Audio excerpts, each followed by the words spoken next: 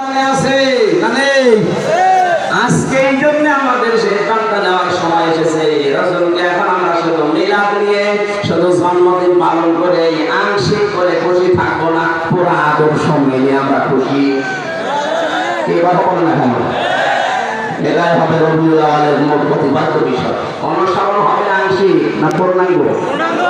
নামাজে যদি আপনি অনুসরণ করতে পারেন, সিয়ামে যদি অনুসরণ করতে পারেন, হজ করতে গেলে যদি রাসূলের মতো হজ করতে পারেন, যাকাত দিতে গেলে যদি রাসূলের মতো হিসাব করে যাকাত দিতে পারেন, রাজনৈতিক জীবনে কিভাবে রাসূল চলেছে ওইভাবে আপনি চলতে পারেন না। কি কথা বলেন না? এটা খালি রাজনীতি মনে হয় আপনার কাছে? ওনার যদি নামাজ থাকে, রোজা থাকে, হজ থাকে, যাকাত থাকে, মানুষের সাথে হাসি মুখে কথা থাকে, তাহলে